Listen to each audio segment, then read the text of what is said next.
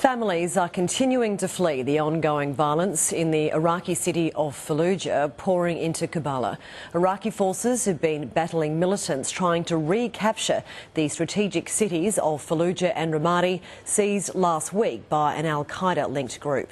Joining me at the desk with more is Malcolm Jorgensen, a lecturer at the US Studies Centre. Malcolm Jorgensen, welcome to Newsday.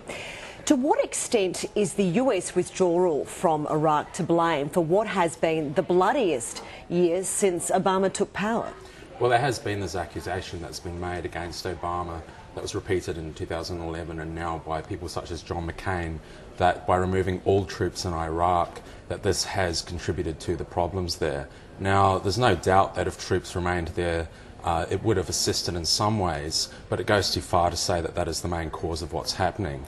Essentially, the invasion in 2003 unleashed a number of sectarian tensions, particularly removing Saddam, who was part of the Sunni minority, and installing a Shia-dominated government. And so obviously that's resulted in a number of sectarian conflicts in the country, which we see now.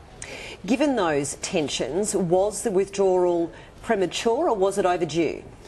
Well, the timing of it was about right in terms of a drawdown, but removing all of the troops was somewhat of a surprise. And part of the accusation that's been made is that this was politically motivated, that this was leading up to the 2012 election. Obama himself certainly had no appetite for keeping troops in place, given that he always opposed this war, but arguably there was some responsibility that flowed from the errors that the United States had made in intervening in 2003.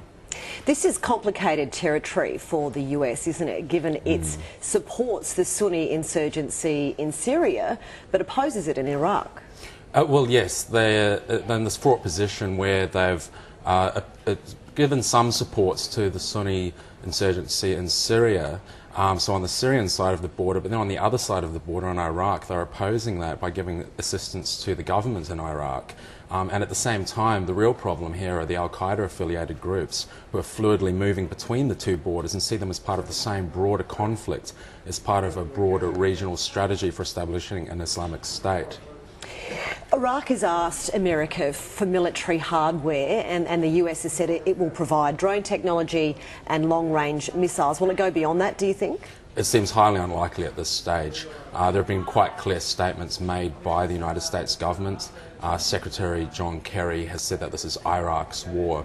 Even those who have criticised the removal of troops have admitted that it's politically too difficult and quite damaging to bring troops back in at this stage, so that seems unlikely.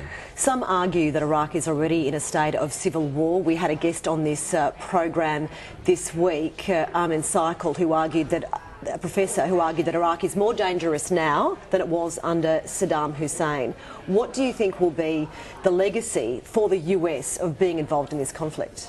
Well, the key lesson from this war is that the foreign policy principle has been ignored, that in any matter involving war and peace, there's always a decision between a number of unsavoury compromises.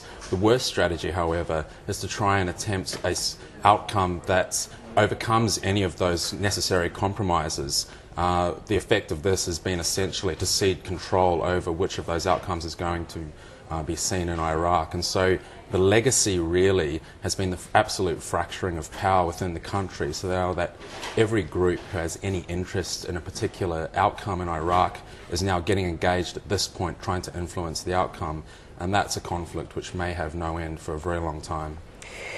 On that, where do you see this going? Will there come a time where the West and the US will have a completely hands-off approach? How do you see this playing out?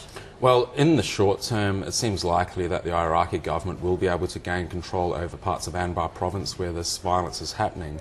In the longer term, it's going to require some reaching out to across sectarian boundaries within the country, so that Sunnis within the country feel that they have some stake in what's happening, and that Al-Qaeda is not the preferable outcome.